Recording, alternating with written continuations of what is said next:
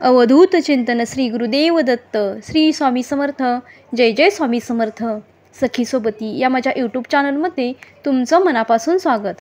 स्वामींच्या कृपेने तुमच्या सर्व इच्छा आणि मनोकामना पूर्ण व्हाव्यात हीच स्वामीचरणी प्रार्थना करते. तुम्हीही माझ्यासारखे स्वामी भक्त असाल आणि तुमचाही स्वामींवर विश्वास असेल तर या चॅनलला सबस्क्राईब करा आणि कमेंटमध्ये श्री स्वामी समर्थ लिहायला विसरू नका. आपल्याला जीवन जगत असताना अनेक अडचणींचा आणि संकटांचा सामना करावा लागतो. या सर्व संकटातून मार्ग मिळवण्यासाठी आपण खूप प्रयत्न करत असतो, परंतु कधीकधी आपण एवढे खचून जातो की काय करावे आणि काय करू नये हे समजत नाही. तर अशा परिस्थितीत तुम्ही स्वामी महाराजांची एक अशी सेवा केली तर नक्कीच यातून तुम्हाला मार्ग सापडेल. तर आपल्याला ही सेवा दर गुरुवारी करायची आहे. तुम्ही जी काही सेवा करणार आहे ती पूर्ण श्रद्धेने आणि मनापासून करायची आहे. बघा, असे काही स्वामी भक्त आहेत की त्यांना इच्छा असूनही स्वामी सेवा करता येत नाही. तर अशा स्वामी भक्तांनी फक्त गुरुवारी ही सेवा करायची आहे. गुरुवारी ही सेवा केल्याने त्यांना कोणतीही सेवा करण्याची गरज नाही. तुमच्या जीवनामध्ये कितीही मोठे संकट असू द्या, कितीही मोठी अडचण असू द्या, तुम्ही जर गुरुवारी ही सेवा केली तर तुम्हाला नक्कीच यातून मार्ग सापडेल. गुरुवार हा दत्त महाराजांचा दिवस असतो आणि स्वामी समर्थ हे दत्त महाराजांचे अवतार आहेत. त्यामुळे गुरुवारी श्री स्वामी समर्थांची सेवा करणे खूप महत्त्वाचे मानले जाते. तर दर गुरुवारी आपल्याला स्वामींची ही सेवा करायची आहे. ही सेवा कोणती करायची आहे ते आजच्या व्हिडिओमध्ये पाहणार आहोत. बघा, कधी कधी असं होतं की आपल्या घरामध्ये स्वामींची मूर्ती असते, स्वामींचा फोटो असतो, आपला स्वामींवर विश्वासही असतो, परंतु वेळेअभावी किंवा कामामुळे आपल्याला स्वामींची सेवा करणे शक्य नसते. अशा वेळी तुम्ही स्वामींचे नामस्मरण करावे. नामस्मरणामध्ये खूप मोठी ताकद आहे. नामस्मरण करणे ही खूप मोठी सेवा आहे. बघा, तुम्हाला कोणतीच सेवा जमत नसेल तर तुम्ही फक्त नामस्मरण जरी केले तरीसुद्धा तुमच्या जीवनातील निम्मे प्रॉब्लेम सॉल्व्ह होतील. ही सेवा तुम्हाला देवासमोर बसूनच करावी असे काही नाही. तुम्ही काम करत असताना सुद्धा नामस्मरण करून स्वामी समर्थांना प्रसन्न करू शकता. त्याचप्रमाणे स्वामींना लवकर प्रसन्न करून घेणारी स्वामींची एक सेवा आज मी या व्हिडिओमध्ये सांगणार आहे. तर ही सेवा कोणती आहे ती म्हणजे आपण स्वामींची नित्यसेवा करत असतो. स्वामींची नित्यसेवा ही खूप महत्त्वपूर्ण मानली जाते. बघा, ज्या घरामध्ये नित्यनियमाने स्वामींची नित्यसेवा होत असते अशा घरावर कोणतेही संकट किंवा अडचणी येत नाहीत. आणि जरी कोणतेही संकट अडचणी आल्या तरी स्वामी समर्थ त्यातून तारून नेतात. फक्त तुमचा स्वामींवर विश्वास असायला हवा. बघा, ही नित्यसेवा जर तुम्हाला रोज जमत नसेल तर तुम्ही किमान गुरुवारी तरी ही सेवा करायला हवी. बघा, ज्या लोकांना नित्यसेवा करणे शक्य नाही अशा लोकांनी गुरुवारी ही सेवा करायची आहे.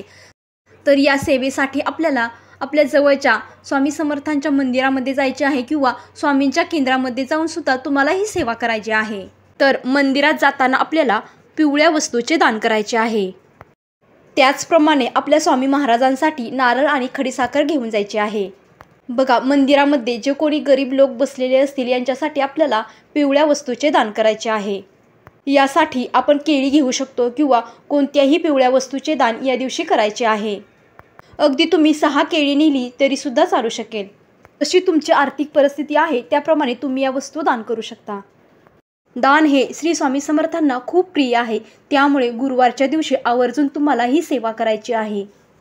त्यामुळे गुरुवारच्या दिवशी तुम्हाला जेवढे शक्य होईल तेवढे दान या दिवशी करायचे आहे. बघा, पूर्ण श्रद्धेने आणि निर्मळ अंतःकरणाने तुम्हाला ही स्वामींची सेवा करायची आहे. स्वामींच्या या सेवेमध्ये आपल्याला आणखीन एक सेवा करायची आहे. स्वामींच्या या सेवेमध्ये आपल्याला गुरुवारी ही सेवा करायची आहे. तर या सेवेमध्ये आपल्याला समर्थांचे श्री स्वामी समर्थ सारामृताचे पठण करायचे आहे. ही अतिशय प्रभावी सेवा आहे. तुम्हाला दर गुरुवारी ही सेवा करायची आहे. यासाठी आपल्याला सकाळी लवकर उठायचे आहे. स्नान वगैरे करून आपल्याला देवपूजा केल्यानंतर स्वामींच्या फोटोसमोर बसून ही सेवा करायची आहे. ही सेवा करताना आपल्याला आसन घेऊनच बसायचे आहे. देवासमोर तुम्हाला दिवा आणि अगरबत्ती लावायची आहे. त्याचप्रमाणे तुम्ही धूपसुद्धा लावू शकता. ही सेवा तुम्ही सकाळी करू शकता, संध्याकाळी करू शकता, जेव्हा तुम्हाला वेळ असेल तेव्हा तुम्ही ही सेवा करू शकता. तर यामध्ये आपल्याला स्वामी चरित्र सारामृताचे 21 अध्याय पठण करायचे आहेत. जर वेळेअभावी किंवा कामामुळे तुम्हाला 21 अध्याय पठण करणे शक्य नसेल तर तुम्ही किमान 3 अध्याय तरी रोज पठण करायला हवेत. परंतु वेळात वेळ काढून तुम्ही दर गुरुवारी 21 अध्यायाचे पठणच करायला हवे.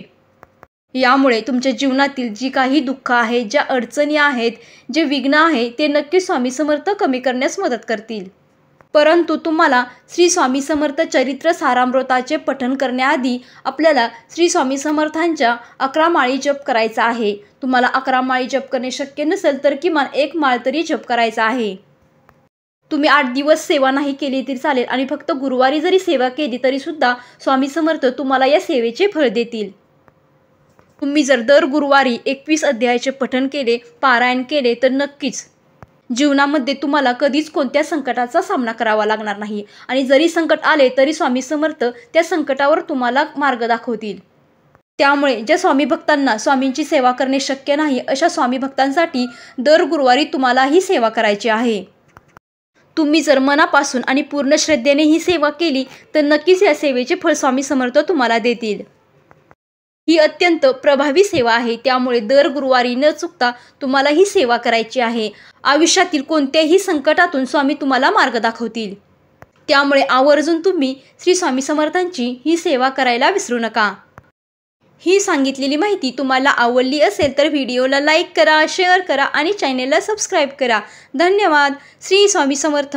जय जय स्वामी समर्थ.